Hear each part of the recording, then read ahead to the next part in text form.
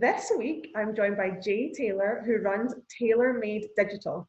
Jay attended Girvan Academy and went on to Glasgow University to study computer science. Only 8 months after graduating, he started his own business and continued to support new businesses with their goals. Welcome, Jay. Thanks for taking part in this. Thank you for asking. Yeah, it's good to be here. We were in the same school, Girvan Academy, but a year apart. So it's been amazing to see how our careers have developed and the momentum has kind of been full throttle, and it's become quite a blur on my side. What about you? Yeah, I'm the same. I think me and my flatmate were talking about this the other day, that it's crazy to think that it's been, 7 years since I was at school. Yeah. That is crazy. Where did your love for computing come from? It's a strange one, because actually I was more interested in physics. I remember wanting to go to university and do physics, and I kind of fell into computer science. I remember going to summer school the year that I left school. Summer school was like a Glasgow uni thing that they put on. It was there actually that I'd originally applied to do physics and computer science as my second choice, and then when I got there, I did computer science, and I enjoyed it more than I thought I did, actually. So when it came to it, computer science was less competitive anyway. So I thought, well, actually, I'd probably rather go and do computer science. It feels like I can apply that to a lot more different things. So that's what I ended up doing. So do you remember what your first idea of a dream job was when you were at school? Did you imagine something in the physics research side, or where did you think you would go with that? My whole entire idea of what I was going to do as a job was a teacher. But for the whole of school, for most of my uni as well. Actually, I remember coming to the end of my third year, I was like, right, well, I better start thinking about applying for postgraduates and all that kind of stuff. And I actually got in to do a postgraduate degree for teaching twice, but never accepted the position because I was working at Apple at the time. And every time I went to leave Apple, they kind of was like, oh, we've got this new job, would you like that? So I kind of just stayed. And then whilst I was still working at Apple, the idea for the business came up. So then that kind of sidetracked me massively. It kind of just threw my whole kind of life into a different direction. If teaching was your first love, what did you do for your week's work experience when you were at school? So the first time that I'm doing a work experience was actually teaching. It was a teaching experience in school itself. And it was funny because I think I was meant to be doing something else. I was meant to do something completely random. I think it was like radio presenting or something. And I turned up on the first day of work experience. I thought it would be quite cool. I turned up on the first day of work experience, and they had actually cancelled it. So I was like, okay, well, I need to go and do something else. So then I got asked to do the teacher experience with Mr. Long in his physics class at the time. So Mr. Long was a physics teacher at school when we were both at school. And then after that, actually, when I left school, I went and did another couple of teaching experiences just organised by myself. I contacted a couple of local schools in Glasgow whilst I was at uni, and did some teaching at Kelvinside Academy and that kind of stuff. So that kind of shows you how invested I was thinking I was going to be a teacher. Yeah, and that's fantastic that you took your kind of responsibility and said, I actually want to investigate this further when you were doing your degree. Was that quite common, or was that something that you had thought about, or your mentors had said that would be recommended? I think from school, I knew the importance of experience. Yes. Because I mean, even for part-time jobs, when you're working as a student, everyone always asks for experience, and it's really difficult to get experience if you haven't got any in the first place. So that's why you kind of need to make concessions and put yourself out there. And I think for me, I've been very fortunate to just have opportunities and just been asking at the right time. So, for example, like the first time that I did work experience was meant to be like a radio presenter or something, and just randomly an opportunity presents itself that the teaching experience came up at school. Yeah. And when I contacted Kelvinside Academy to ask if I could do some experience for them, it was just the right time. It just happened to be the right time, because actually one of their student teachers had left, and it wasn't like they had a vacancy, but they had time to give someone like me. So yeah, it's very opportunistic, but I think it's so important just to try and put yourself out there, especially in areas that you've not had that much experience in before. Absolutely. I think it's really important, and just putting yourself in that position to actually see what a 9 to 5 role is within Mhm. the industry or the department or anything, because even if you're studying it, your knowledge is sometimes very limited of what you'll be doing each day and what your responsibilities were. I know that's true of my job completely, and it's really inspirational that you took the time while you're at uni, because it's a very busy time, Yeah. to do that, and you saw that was important and you got a lot out of it. Yeah, I think you're right. You get a much greater understanding of what a role is, because obviously when you're thinking about, oh, what would I like to do the rest of my life, or what would I like to do as my career, you think about all the good points of a job. You don't necessarily think about the bad points as well. Yeah, and that's excellent, and that's the way to do it, in my opinion.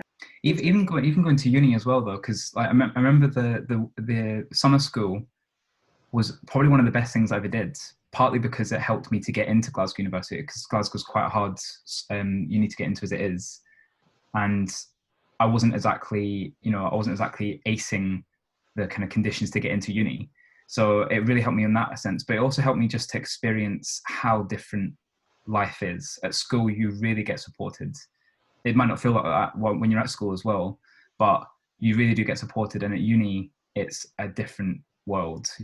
As you know, it's like everything is based on, you know, how much motivation you have and how much organization you have. And um, I only came across the Glasgow University Summer School because I asked. I sent an email to, I think it was the person who was in charge of admissions for physics at the time, and they said, "Oh, we actually, Glasgow Uni put on a summer school that will help you kind of get 6 weeks of experience before uni, in case uni is not your thing."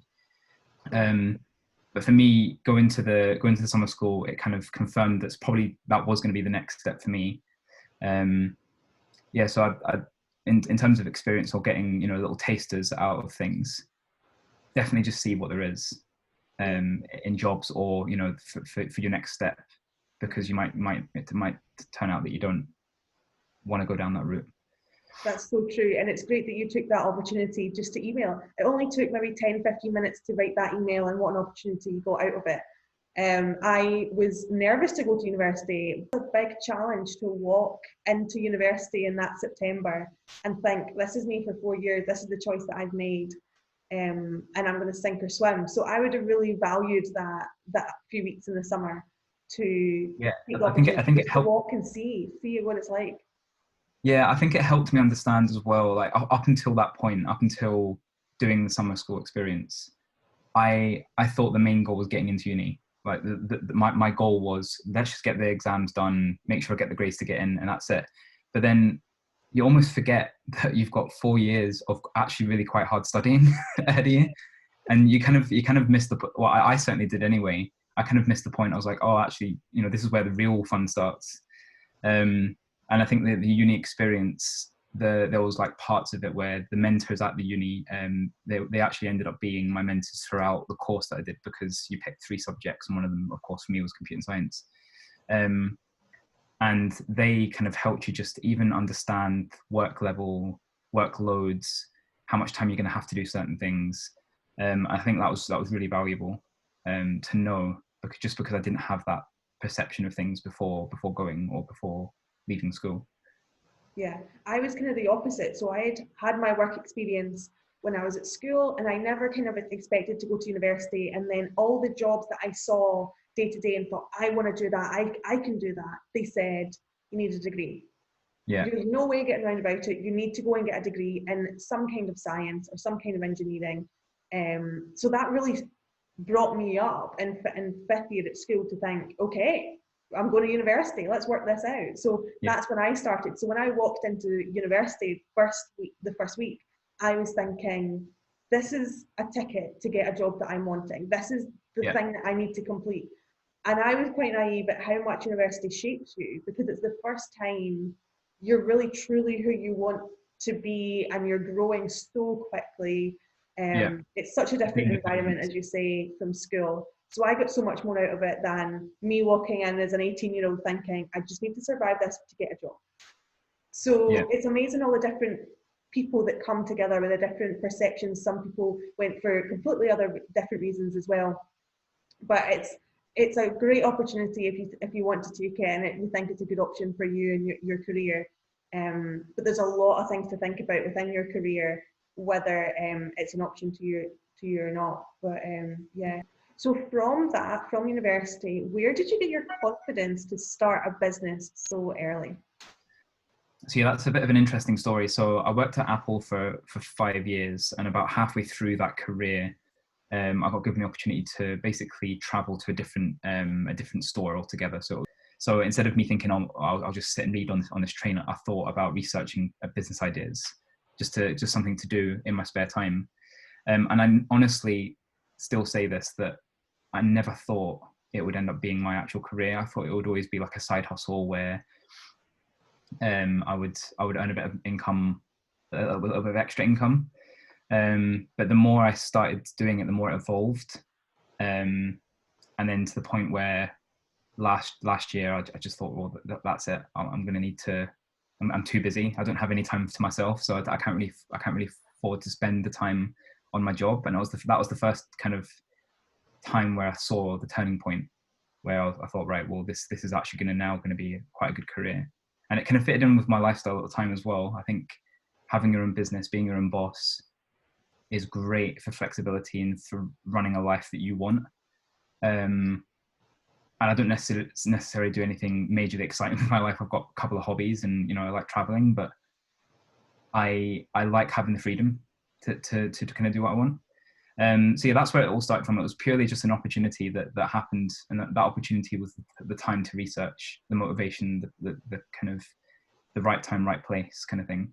And actually, the thing that I thought about doing initially, which is just website design, is actually now one of the services that I probably do not as much of. It's mainly the kind of marketing support and consultations that is what keeps my business making money. So it kind of goes to show how much things can grow in such a small amount of time, given the right opportunities. Absolutely. And it's amazing that your plan to begin with has evolved already in the few years that you've had it, and it's going to be something that you just let happen. You've progressed in the areas that you think have been value at that time. Yeah. Yeah. With that as well, like, I think it would be nice of me to sit here and say, oh, everything just worked out in the business and that's why I'm able to do it full time, but it's never like that. Like I said, I never thought it would end up being my full-time career. So what I mean by that is a lot of people think, oh, I'm going to start a business and that's going to be my job. But you need to, especially if you've got things like rent to pay and all that kind of stuff, you need to have an income, and you need to make decisions kind of incrementally and quite steady. And I think that's something that I did fairly well, which enabled me to quite smoothly transition into going full time in the business. Like, I'm speaking to even some of my friends that I've met through business or through traveling. They're starting to start their own business, and they're falling into the same trap that I fell into initially, which is like the kind of vanity aspect of the business. Oh, I'm starting my own business. I've got my own brand and that kind of stuff. And that's really not the stuff that makes you the money. The stuff that makes you the money is the graft and the kind of trying to get the opportunities with clients and that kind of stuff. So if I'd kind of fallen into that trap big time at the start, I don't think the business idea would have worked out. And I think I probably would still be working for Apple, which is a great job, by the way, but Yes. It's not what I wanted to do at the time. Yeah, no, absolutely. So did you have mentors at that time when you were starting to build that business, and when you had put in your website and this was a thing, did you have people around about you to help you and support you and to help you on those days that you had to make decisions? Yeah, I think that one of the biggest things that's affected me in my adult life, and this is going to maybe be completely different to kind of the answer that I thought I was going to say to this, actually, is my business. I've been able to go full time with my business because of the way that I'm able to speak to people, the way that people feel around me, and I think I'm right in saying that people feel quite comfortable talking to me about their own businesses, and that's how I can help support them. And that's something that I've learned from school, for sure. I remember being fairly shy at school until about third or fourth year, and I think that one of the biggest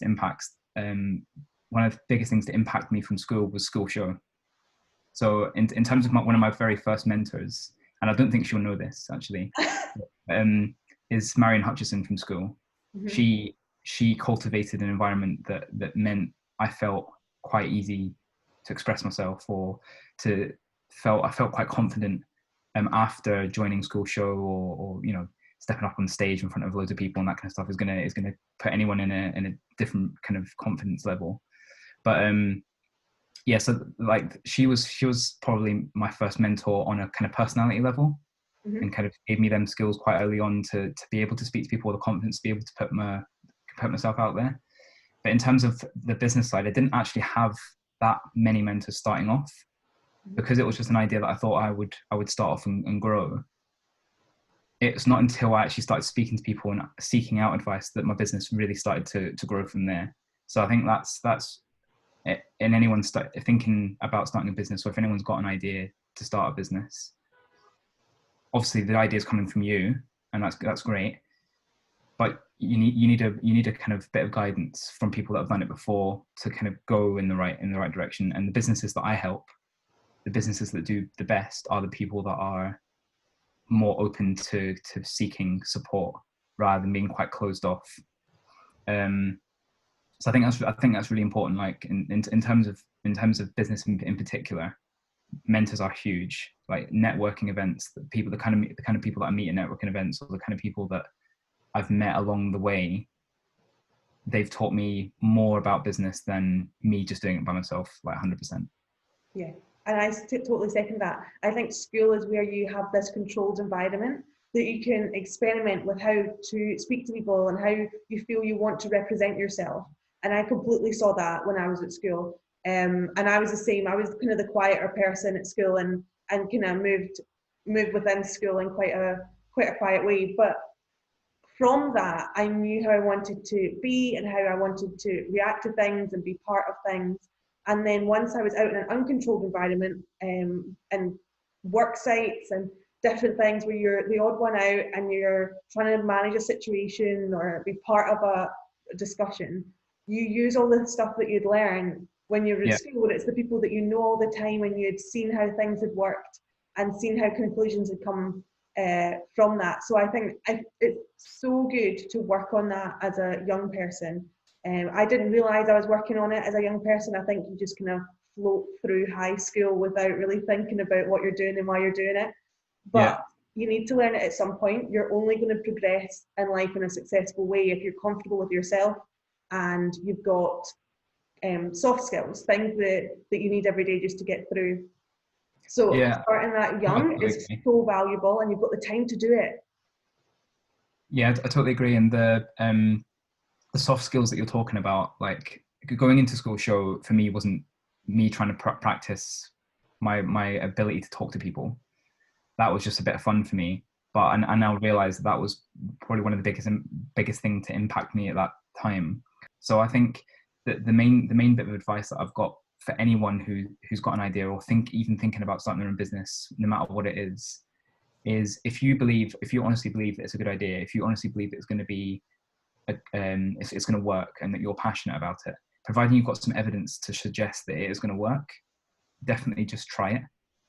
I think in a lot of ways in school, you are kind of, everything is guiding you towards just getting a job. And I don't really see my career as a job, which is, I'm so fortunate to say that, because I know a lot of people are in careers that they just really don't like because they think that that's the only way that they can earn money. Yeah. And it's not all about money. Like I would quite happily take a pay cut for myself to do different work if I was going to enjoy that work better. Yes. It's that old stereotypical saying, you know, if you find a job that you love, you won't work a day in your life or something. And that's something I really only understood when I left Apple and did the business. So yeah, and I think that's something, my advice to a young person still at school is find your passion, not find what makes you money. Because if you're passionate about it, you can easily make money. The making money of it, if you're really passionate about anything in the world, will happen if you work at it hard enough. Yeah, I think the passion aspect of it cannot be overstated enough. Like you need to love what you do, and it's exactly what you said. When you do love what you do, you'll get paid the money that you add value to a customer or another business or someone. The value that you add is directly proportionate to how much passion you have for that subject or that topic or what you do. So If you, and that can be quite daunting actually, because if you do find yourself in a career that it doesn't fill you with joy or whatever, then you're right that there is time to change. There is time to look at other things, research other ideas, and it is that about that kind of constantly learning mindset as well. That's really important. Yeah, and I was going to say, like, having a mindset of being willing to learn all the time is quite difficult to have that mindset as well, because of the way that challenges make some people feel, or the way that challenges make quite a lot of people feel. When you're asked to do something that you're not quite sure, and you're kind of unsure whether you're going to be able to do it properly, or whether you're going to make a mistake or something, it's not a comfortable feeling to have. Yeah. But if you do have the positive, or if you can see the positives in that, it means that you are going to be constantly learning throughout and constantly improving throughout as well. So yeah, even if you ever do, like, again, another bit of advice, if you ever do feel uncomfortable with the situation because you're being tested, you're not gonna learn, you're not gonna grow as a person if you're not gonna get tested, if you're not gonna be pushed out of your comfort zone. Yes. Yeah. And I was never a high grade at school. I was always in the middle of the rung. I'm quite happy with that. I tried my best, I worked really hard, but knowing in myself, I may not be the best at this, yeah, but I care the most and I'll get it done, is how I continually live with everything I do. Because anytime you walk into a room or you walk into a situation, you don't know if you're the most qualified and the most able to do this. But what you need to convince yourself is, I care the most and we're going to work to get this done. This is of value and we'll get there and it'll be fantastic at the other end. But you don't need to be the most qualified on paper. Yeah, that's a really good mantra to have, actually, in terms about caring most, because ultimately you can only control you. The other aspects to situations that you can't control, you can't really what you can't worry about, because all it's going to do is going to stop you from doing the best that you can. Yes. So I quite like that. That might go on my tombstone now, actually. It's mine. But that's got me through so many other things, so many little things well, I care the most, I'm going to make it happen. So I appreciate that you like it too. So what would your advice be to a young person right now who has a business idea or thinks they have a business idea? Research like hell. That's the first thing. The best bit of advice I can give anyone who's got an idea or I think if I'm thinking about going into business, research the idea. Don't let the admin stuff put you off, because I remember when I started, one of the biggest things that put me off starting earlier than I did, or later than I did, was the idea of having to, like, do my self-assessment tax return and all this kind of stuff, all the scary stuff that you have no idea what it means, all the accounting, all that kind of stuff. Don't let that put you off, because you can get support. And then that's my third point: get support. So like I say, Scotland's a great place for starting businesses, and Business Gateway, it's called Business Gateway for a reason. It is the gateway to making sure that you understand what it involves in terms of making your own business, but also if it's almost like making sure that your idea is good. Yes. With business, the basic fact is people start businesses because they're passionate about something. And I know we've already talked about it, but if you think about something and it gets you excited, that's passion. That's the start of passion. And for you not to follow that, you're doing yourself a disservice. Yeah. Because you're potentially passing off the opportunity to be happy for the rest of your life. And it sounds so cheesy, but like I can't tell you how important it is that it's people are so lucky to be in jobs that they love. So what has lockdown meant for you and your business? How has it changed your day to day? It's made me very, very busy. I'm not sleeping as much before lockdown, and that's for me. I see that as a huge bonus. Like, I know I'm so lucky to have a career that even with a global pandemic, I can still continue this through it. Yeah, it means that I don't get to see as much people as I like, and I think we're all feeling a little bit isolated. And again, that kind of brings up the importance of looking after your mind as well. But when you're in this kind of situation, but yeah, like I said, in terms of how it's affected me, I'm very, very busy, but I feel very, very fortunate that I can still work. And I think you've been such a positive inspiration to many people who are watching this now. I hope that anyone who has an idea or even just a little tiny nugget of a question about starting something, that they have as much information as they can and research and get excited about Just it and start find small. your passion. Yeah, just research it, start small, test your idea out, get help.